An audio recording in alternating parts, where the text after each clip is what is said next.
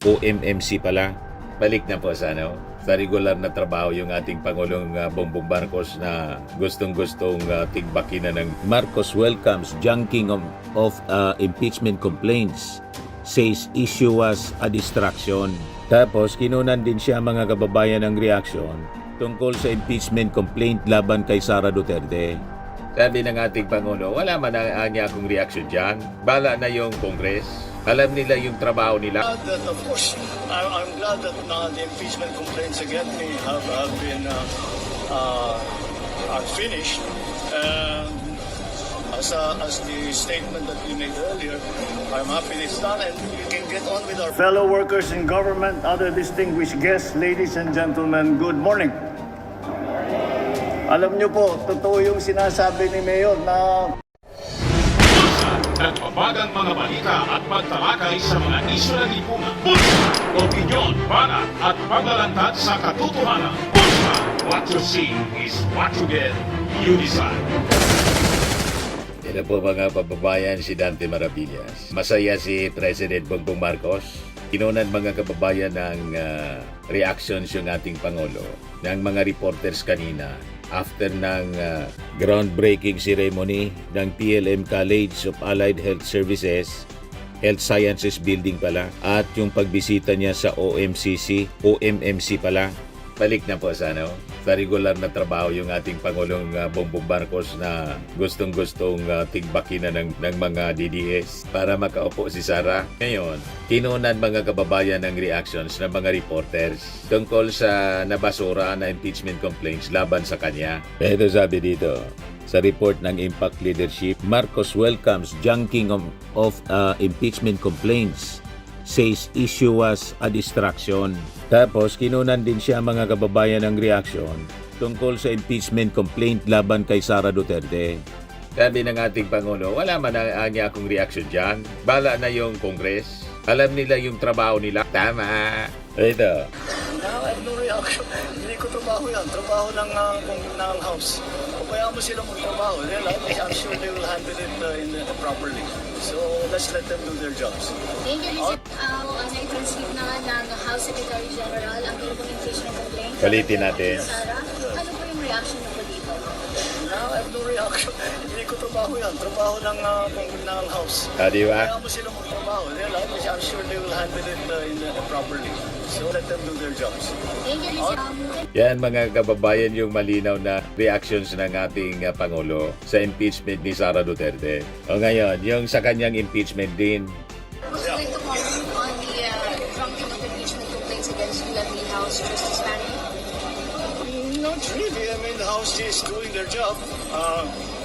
I'm glad that, of course, I'm glad that the impeachment complaints against me have been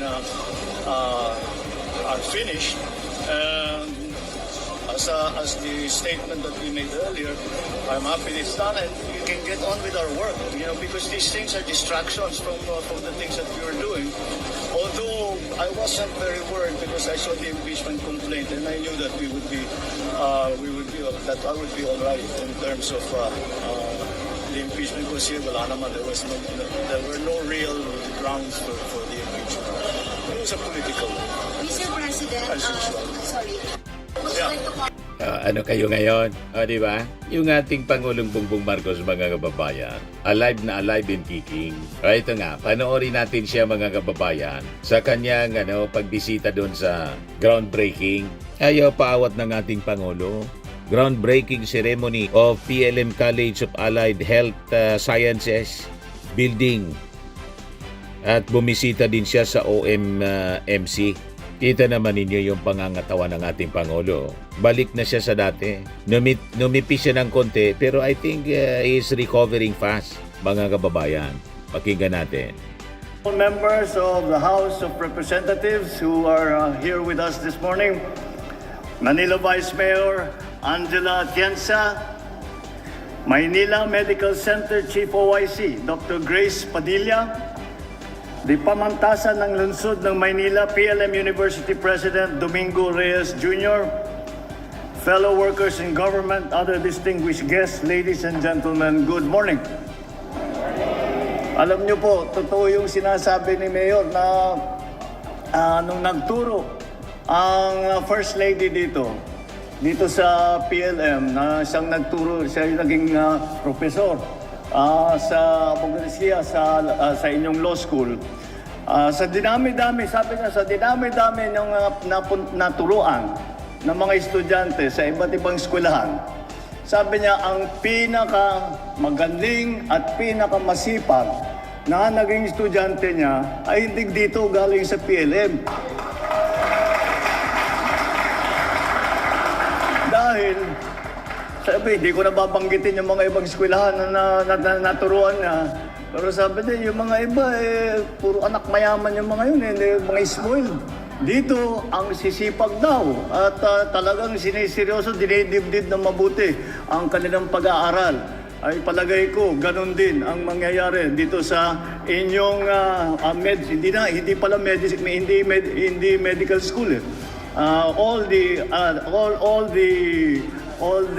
skills and all of the necessary training for all healthcare workers ay dadaan dito para nakakagulat na magkakaroon ng 5,000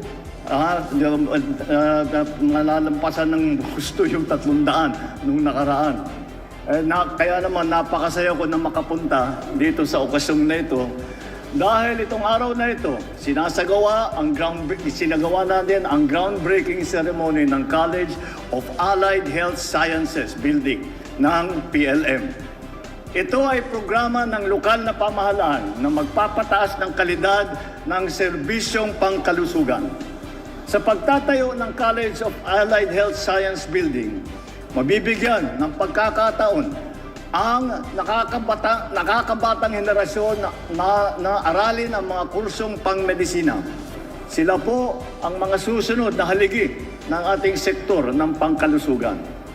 Sa pagbibigay ng pondo upang maipatayo ang itong pasilidad na ito, layo ng pamahalaan na mabigyan ng oportunidad ang mga estudyanteng nangangailangan na makapag-aral sa mahusay na universidad. Inilulunsad din natin ang bagong science courses dito, kabilang na ang medical technologies at radiologic technologies. Higit sa lahat, mahalaga ang programang ito sa paghubog ng mga magagaling na profesional sa larangan ng medisina. Nakakasiguro ako na huhubugin ng eskwelahang ito hindi lamang ang kaalaman at karanasan ng ating mga future na doktor, ngunit pati na ang kanilang prinsipyo at ang kanilang karakter. At para sa 16 na top-notcher at graduate ng health-related courses, hindi ba ninyo naabutan ng bagong gusaling ito? Natupad naman ninyo ang inyong pangarap na makapagtapos. Naway magamit ninyo ang inyong natutunan upang maglingkod sa mga pasyente at mapapagaan ang kanilang pinapasan. Kailangan kayo ng ating bansa. Hangad din natin maging halimbawa ang proyektong ito upang magpalawak ang sakop at mapabuti ang kalidad ng edukasyon na ating hinahatid sa ating mga kababayan. Batid natin ang mga pagsubok na pilit na hinaharap ng ating mga kababayan.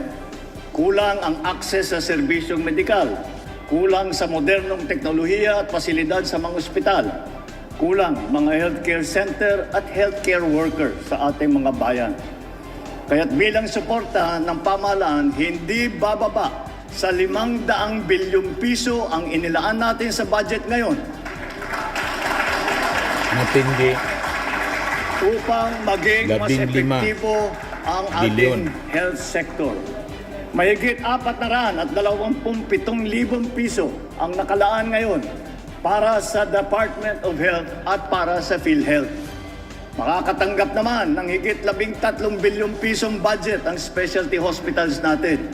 Ito pong mga specialty hospital ay tinutubunan talaga natin dahil nakita natin nung panahon ng COVID, nakita natin na kulang mga specialty hospital andito lamang sa Maynila, nandito lang sa Metro Manila. At kaya naman, sabi namin, hindi naman tama yun dahil malayo pang probinsya, yung mga nagkasakit ay dadalhin pa rito. At kuminsan, hindi na umaabot. Kaya ang ginagawa po natin ay nagpapatayo tayo Hindi naman kahit hindi buong ospital. Pero meron tayong idadagdag sa mga nandyan na ospital para meron tayong tinatawag na specialty centers. Halos 9 bilyong piso ang nakalaan naman para sa DND, ating mga sundalo, at para sa mga pulis, ang PNP Hospital. At halos 78 bilyong piso ang para sa mga programa ng lokal na pamahalaan.